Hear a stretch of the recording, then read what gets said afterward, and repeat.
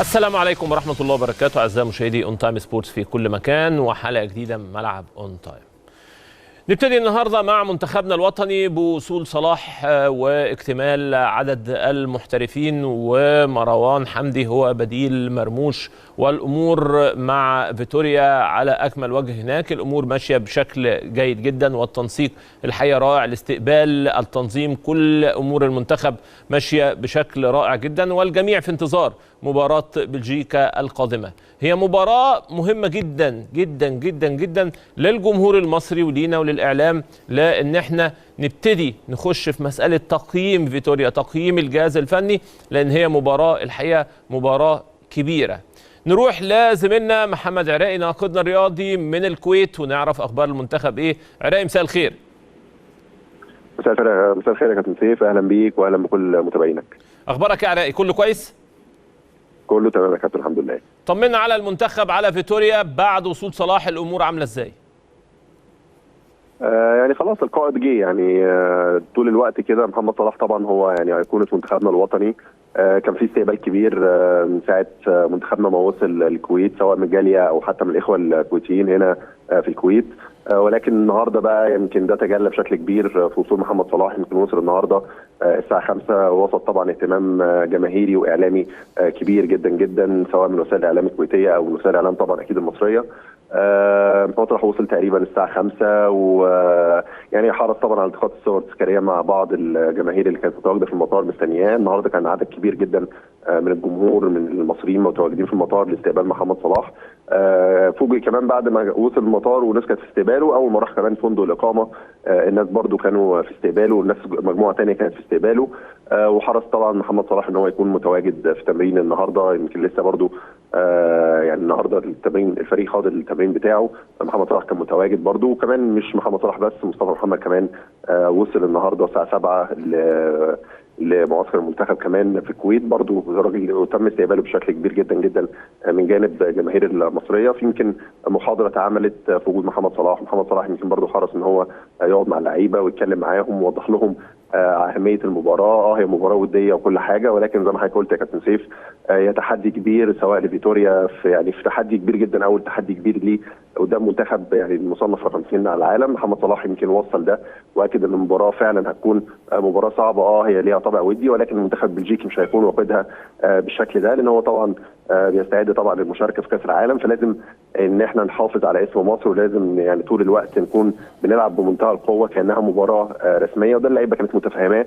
وكان حتى برضو كباتن الفرقه قبل وصول محمد صلاح مأكدين عليه، سواء محمد شناوي او عمر جابر او اللعيبه الكبيره في الفريق.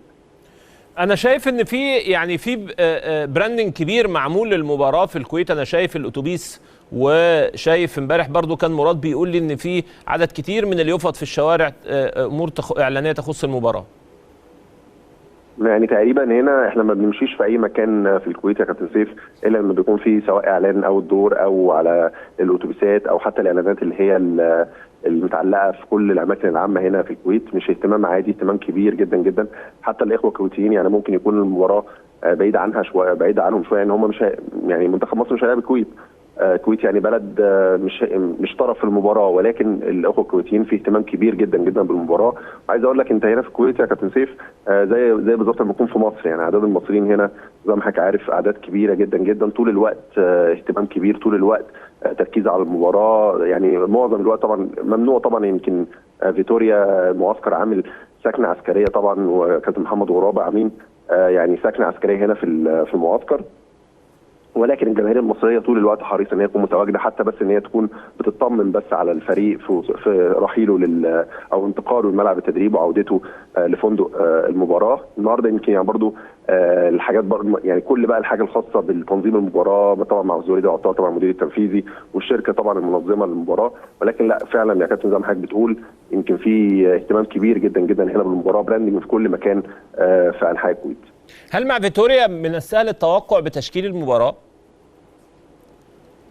بص يا كابتن، يعني هو فيتوريا من الاول خالص وهو بيتكلم يعني هو بيضم اللعيبه اساسا. هو كان كل تركيزه ان هو يجرب اكبر عدد ممكن من اللعيبه، وده اللي كان بيفسر ليه فيتوريا واخد لعيبه ممكن تكون بعيده شويه او كده.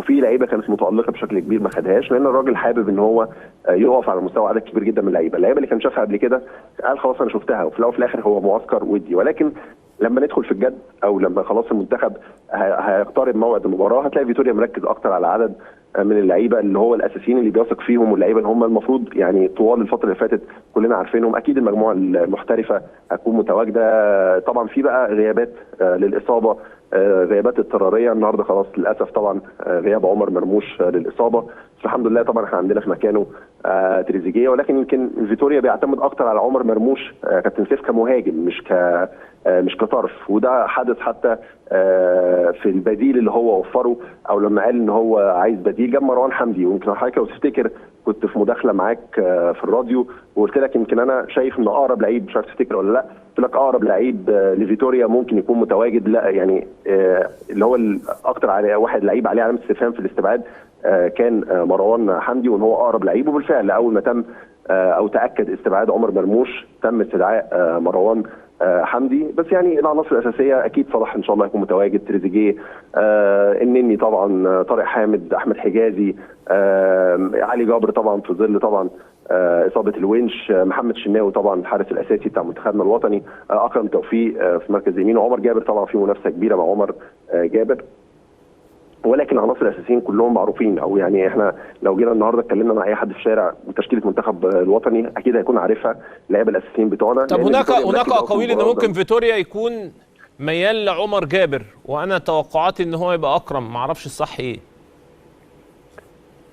بص يا كابتن، فيتوريا طول الوقت ما بيقدرش يوصل للعيبه مين اللي هيكون اساسي ومين اللي هيكون احتياطي، ولكن عمر جابر بيقدم مستويات كبيره جدا. طبعا عمر جابر بيقدم مستويات كبيره جدا. اكرم توفيق قلب الاسد زي ما اللعيبه هنا بتلقبه، مفاسه زي ما بتلقبه على طول دايما. طبعا اكيد اكرم توفيق لعيب مهم جدا وفرق حتى مع النادي الاهلي بشكل كبير. انا من وجهه نظري المنافسه شديده جدا، وفيتوريا هيسيب المنافسه كده، عمره ما هيبتدي يوصل لاكرم توفيق ان انت هتكون اساسي، او هيوصل لعمر جابر ان انت هتكون اساسي دلوقتي. اللي في دماغ فيتوريا في دماغ فيتوريا بس، هو عمره ما هيقدر يوصل ده، لان هو اكيد هيبقى حابب الحاله اللي هو عاملها دلوقتي من حاله تنافس كبيره جدا جدا بين اللعيبه، عشان كل واحد يبقى ليه شرف المشاركه في المباراه دي، لان هي مباراه اكيد هتكون متابعه بشكل كبير. بتلعب الفريق المصنف المنتخب المصنف رقم 2 في العالم. اكيد كلنا كمصريين هنتابع المباراه، ومش مصريين بس، والكويت طبعا والشعب الكويتي والشعب المصري او المصريين المتواجدين في الكويت هيكون في اهتمام كبير جدا جدا بالمباراه. وبرده دايما الانطباعات الاولى يا كابتن بتبقى مهمه. كل اللعيبه دي حابه ان هي تقدم شهاده اعتمادها لفيتوريا، حتى اللعيبه اللي ضامنين اماكنها واللعيبه اللي هم شايفين ان هم يعني هيكونوا متواجدين بشكل اساسي. يعني عايز اقول لك مثلا يعني من اكثر الناس مثلا اللي بتتمرن بقوه جدا محمد عواد مثلا، حارس نادي الزمالك وحارس طبعا منتخبنا الوطني. ممكن يكون الشناوي هو الحارس الاساسي في الفترات الاخيره، ولكن الراجل عنده يعني زي ما بيقولوا كده شايف فيتوريا وفكر فيتوريا ان هو مش قافل على لعيبه معينه، وان هو فاتح الفرصه قدام اللعيبه كلها. عشان كده عواد داخل بقوه وبيتمرن بقوه، لان هو برده حابب ان هو ينافس على الشناوي على المقعد الاساسي. يعني ده معناه ان كل لعيبه وصل لها الفكره دي يا كابتن سيف، ان مفيش حد هيكون ضامن مكانه في التشكيله الاساسيه. بشكرك يا علاء، وبالتوفيق ان شاء الله باذن الله، ونتابع معاك قبل اللقاء.